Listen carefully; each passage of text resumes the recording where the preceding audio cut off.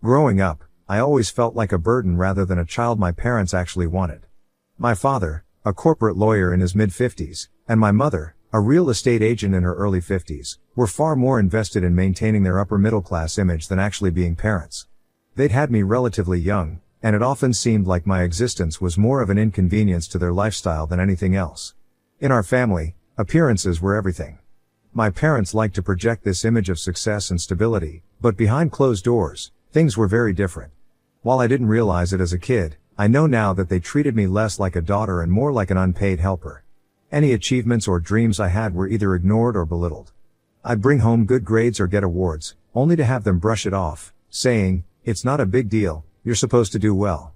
Over time, it became clear that my value in their eyes depended on how I could either uphold their image or reduce their burden.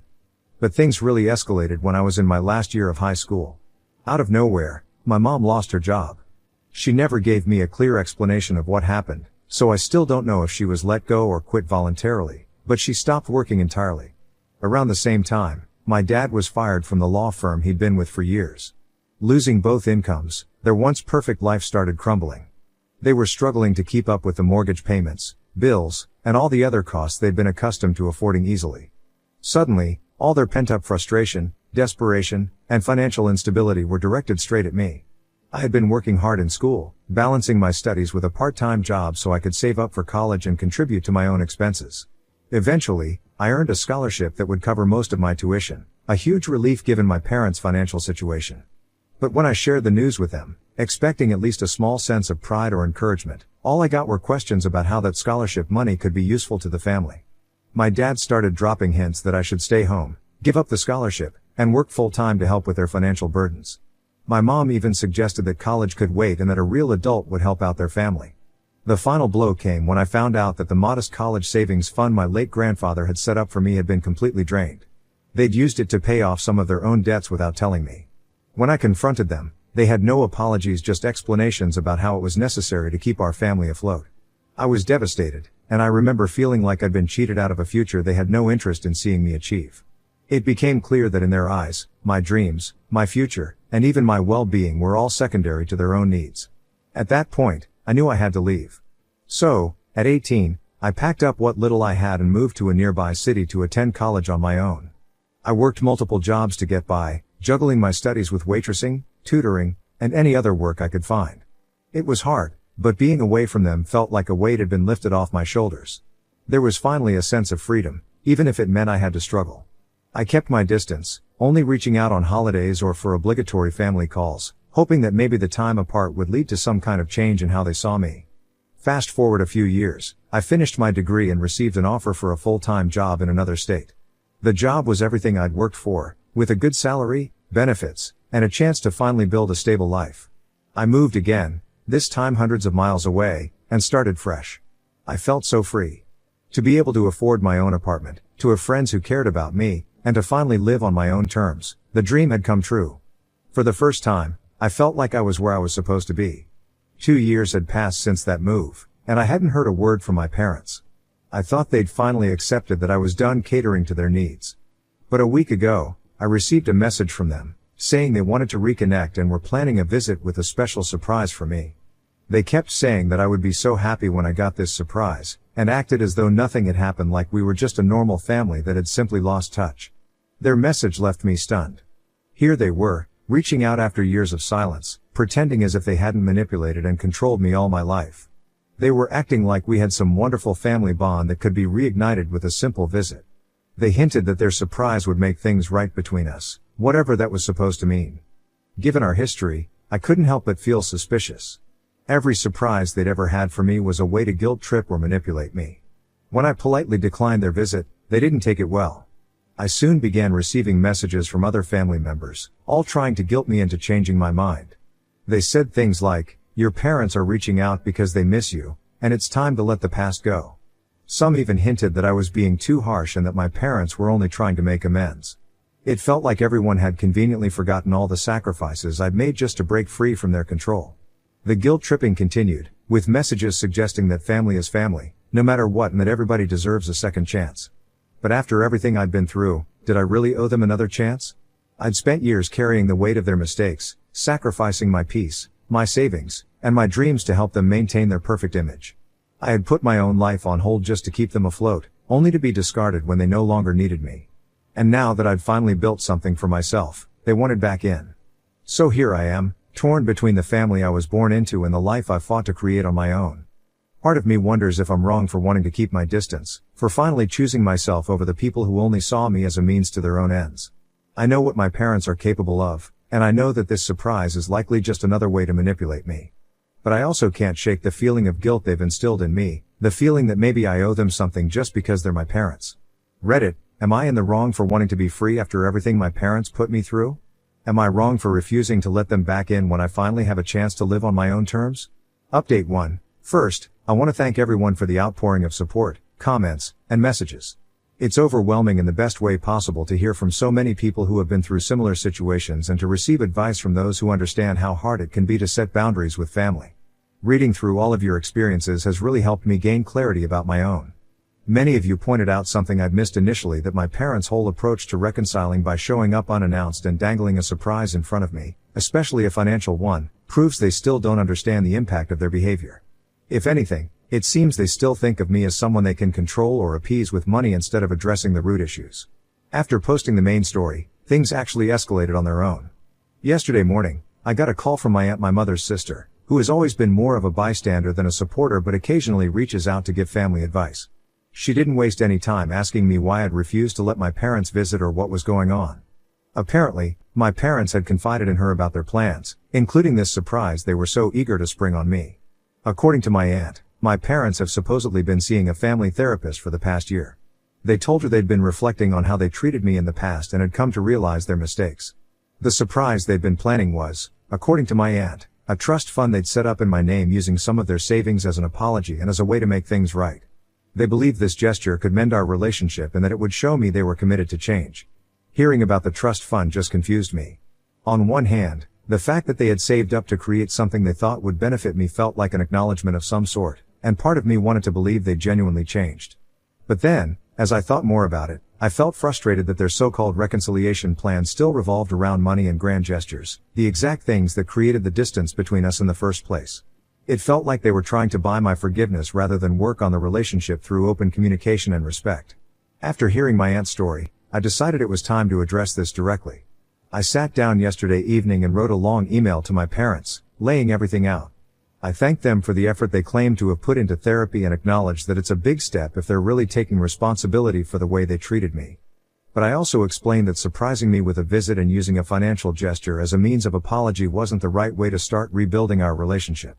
I told them, bluntly, that if they were serious about moving forward, it needed to start with respect for my boundaries and a willingness to communicate directly about what happened, not by trying to buy forgiveness. In the email, I was very clear that I wouldn't be accepting any visits or meetings unless we first established some ground rules. I suggested we start with regular phone calls or messages where we could both gradually build trust and discuss past issues in a way that feels safe for me. I explained that rebuilding our relationship would take time and that I needed to see sustained change, not just a one-time gift or gesture.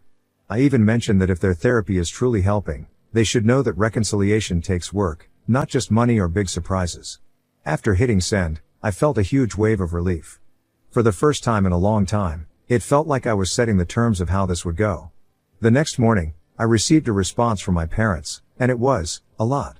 They were polite at first, saying they appreciated my honesty and were open to following my lead if it meant fixing things. But then, as the email went on, it was clear they were already backpedaling. My mother wrote paragraphs about how families shouldn't need rules or formal boundaries, and that if I truly wanted to make amends, I should have been more willing to let them visit and talk in person. My father's part was more straightforward. He felt hurt that I rejected their gift, saying it took them a lot of effort and that he felt disrespected by my refusal to accept their attempt at reconciliation. It felt like they were shifting the blame onto me, implying that by setting boundaries, I was the one refusing to reconcile. As if that wasn't enough, my mother also included a line about how I've always been independent to a fault, which stung. I realized then that they hadn't really changed. They were still framing everything as my fault, my inability to be family-oriented or forgiving enough. Reading through it felt like another slap in the face, as if they were ignoring everything I'd shared about my struggles and still twisting it to make me seem ungrateful. Later that evening, I got another call from my aunt. She had clearly spoken to my parents after they'd received my email and was now calling to reason with me, though it felt more like a guilt trip. She kept saying things like, "They're really trying, you know? It's not easy for them either, and maybe you're being a bit too harsh, they only want to show they've changed." She even mentioned that their therapist had apparently encouraged them to reach out and that their surprise fund was a product of these sessions, as if that somehow justified their entire approach. It felt as though everyone was trying to convince me that accepting their gesture would fix everything when deep down I knew it wouldn't. By the end of the conversation with my aunt, I was exhausted. I was mentally drained from having to explain over and over that a one-time grand gesture isn't a replacement for years of genuine effort or accountability. I kept asking myself why they couldn't just respect what I needed. Why was it so hard for them to communicate with me directly and consistently? All of this felt like more of the same manipulation I'd grown up with, just dressed up in different words and actions. I feel like I'm being pushed into a corner. It's almost as though, by setting boundaries, I'm being punished or accused of not trying hard enough to fix things. I never wanted any of this. I never wanted to be forced into playing the role of the ungrateful daughter just because I'm not bending to their version of getting back to how things were. And now, with family members pressuring me to change my stance, I feel like I'm back to square one, trying to defend my choices and my autonomy. After everything I've been through, I know I don't deserve this. I've worked hard to build a life on my own, to be free from the manipulation and control that defined my childhood. Update 2. I truly didn't expect things to escalate as much as they have in the past few days. After sending that last email and being firm about my boundaries, I had hoped that my parents would take a step back and respect my decision. But things have only gotten more complicated, and I'm starting to see just how far they're willing to go to reassert control over me. 2 days after my last post, I woke up to a text from an unknown number. It simply read, "Hope you're doing well in your new city. Don't think you can hide forever. We'll see you soon." My heart stopped. I immediately assumed it was spam or some random scam message, but as I reread it, something about the tone felt too familiar. It was similar to the way my father would leave me reminders or messages when he wanted me to feel guilty or anxious about something. I was trying to brush it off, but it definitely rattled me. Later that day, I received an email from my father. It was a long, formal-sounding message where he said he'd been disappointed by my responses and lack of willingness to accept their hand of reconciliation. He didn't outright threaten anything, but the language was pointed. He mentioned how I was their only child and that as their daughter, it was my moral responsibility to show some respect, meet them halfway, and at least consider their attempts to reconcile. There was also a line about how they had invested so much in my education, my upbringing, and that now was not the time to repay them with silence and distance.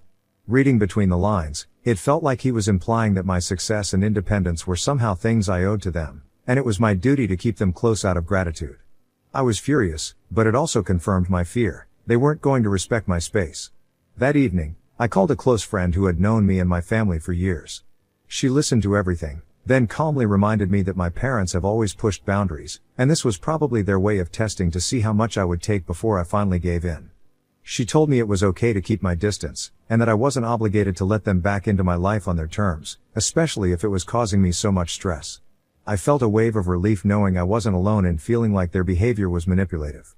But it didn't stop there.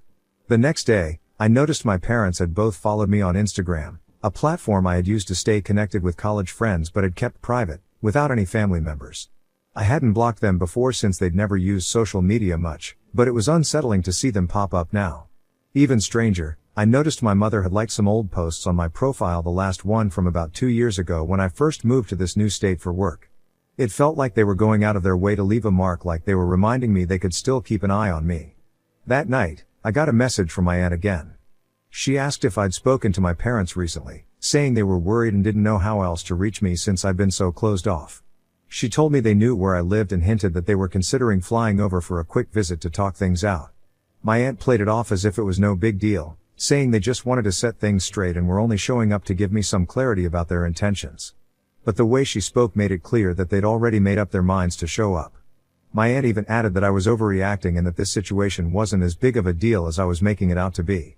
The worst part of it all was realizing they knew exactly where I lived. When I first moved here 2 years ago, I'd never shared my address with them, hoping for a fresh start without the constant worry of them interfering in my life. It struck me that they might have found my address through other relatives, or maybe even through an online search, knowing how persistent they can be. It sent chills down my spine to think they'd been quietly keeping tabs on me. I was horrified but not entirely surprised. Feeling on edge, I emailed my parents again, making it very clear that I wasn't comfortable with any surprise visits and reminding them again that I needed space. I explained that if they truly wanted to make amends, it would have to be done respectfully and without trying to track me down or follow me online. I thought my tone was polite but firm, hoping that if they read it carefully, they'd realize that showing up uninvited would only push me further away. Their response came quickly. My mother replied with a long, guilt-tripping message about how they couldn't believe I was treating them like strangers, and how it broke their hearts to see me so distant and ungrateful after all they'd done for me. She talked about how family should always be there for each other and how they were just trying to support me in a way they thought I would appreciate. It was all framed as if they were doing me some grand favor by being persistent, and I was too stubborn to understand their love.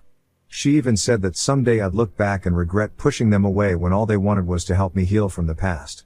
After reading that, I was done. I felt drained, mentally and emotionally, from trying to hold my ground and constantly having to explain my perspective. I took a few hours to collect myself and then sent one final message, firmly stating that if they showed up at my home uninvited, I would call the police. I made it very clear that I was serious, that this wasn't a negotiation, and that if they truly respected me, they would back off and allow me to live my life without interference. The next day, I heard from a cousin on my father's side who rarely ever calls me. She'd heard through the grapevine that I'd threatened my parents with police action, and she wanted to know what was going on. At this point, I felt like my life had become some kind of twisted family soap opera, with everyone getting involved and throwing their opinions at me. My cousin kept saying things like, "Your parents have been through so much, and isn't there a way to work this out peacefully?" I almost couldn't believe what I was hearing. It felt like they were all reading from the same script, trying to guilt me into complying with whatever narrative my parents had spun for them. In a moment of desperation, I ended up going through my social media profiles and adjusting all my privacy settings, even going so far as to block certain family members who had shown an interest in meddling.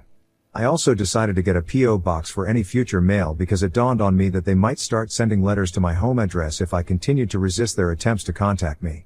One last thing happened yesterday that solidified my decision to keep my boundaries strong. I got a notification from my apartment's management office saying there was a visitor asking to confirm if I lived there. Thankfully, the staff member at the desk didn't give them any information, but the description sounded eerily like my father. I felt my heart race as I realized just how far they were willing to go. It was as if they thought if they just showed up, they could break through my defenses and convince me to let them back in. So here I am now, still standing my ground, but feeling a mix of exhaustion and fear. I've spent years building my independence and learning how to stand up for myself, but this entire ordeal has made me question just how much strength I have left to keep fighting them off. Part of me feels a small pang of guilt, wondering if they'll ever truly understand why I need this space or if they're genuinely just lost in their own perspective. But then I remember the years of manipulation, the emotional blackmail, and the constant reminder that my life was never fully my own around them. Update 3. Hello people, it's been almost a month since everything escalated, and thankfully, a lot has happened since. I have some good news that's given me a bit of peace. My boyfriend and I decided it was time to move into a new place together.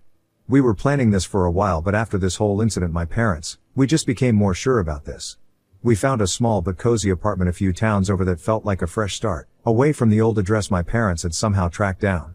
We finalized the move just last week, and while I'm still keeping my guard up, I feel like there's finally some space between me and their reach.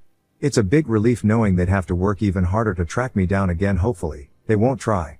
Throughout all this, I've stayed in close contact with my friend, who's been my sounding board through these chaotic weeks.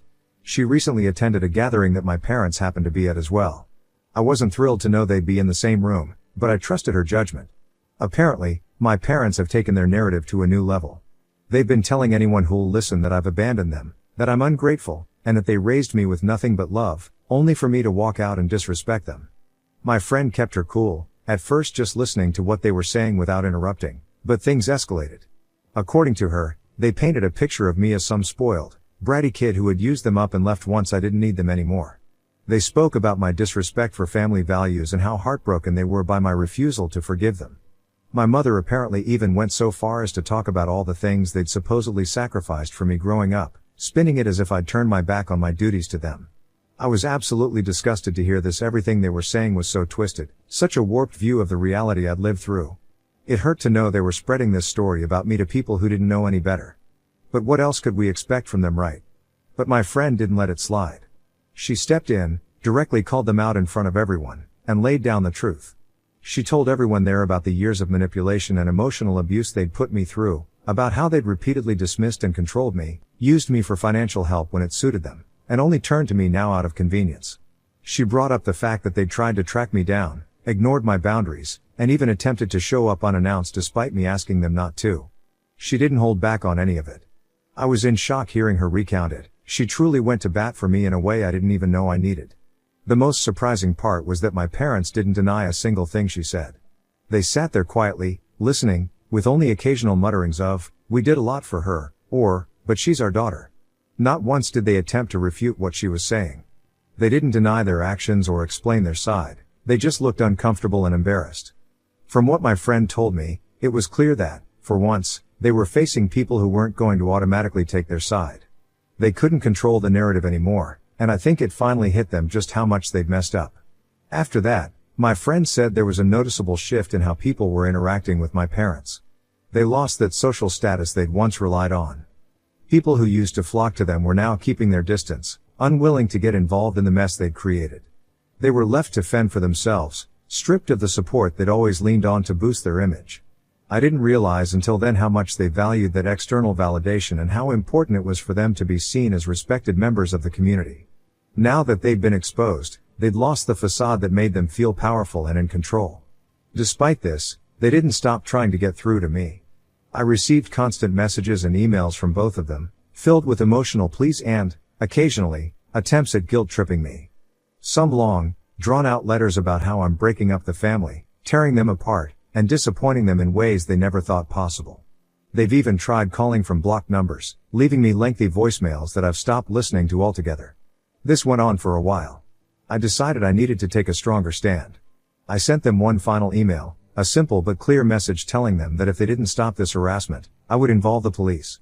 I warned them that their actions were crossing into territory that could be legally classified as stalking and that I wouldn't hesitate to file a restraining order if they continued.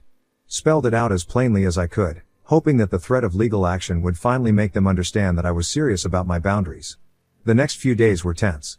I received one last email from my mother, filled with dramatic statements about how they'd only tried to do what was best for me, and how I was throwing away the only family I had. There was a brief line that I'm sure was intended to scare me, where she wrote, "One day you'll regret this decision. You'll look back and wonder why you couldn't just let things go." It was the kind of veiled threat that used to get under my skin, but now it only made me feel even more sure that I was doing the right thing. After that last message, things went quiet. I felt an immense weight lift off my shoulders as if I was finally beginning to reclaim the freedom I'd been fighting for. It was a strange feeling, realizing that they might actually be backing off. I don't know if they're actually done trying to reach me, but for now, the silence is a relief, and I'm taking this time to focus on myself, my relationship, and the new life I'm building without their interference. Reddit, I don't know if this chapter with my parents is closed for good or if they'll try to find another way back into my life. For now, I'm content with the steps I've taken to protect myself and my happiness. It's been a long journey, one I'm still navigating, but I finally feel sorted and out of the whole family mess. Thank you for being here, everybody.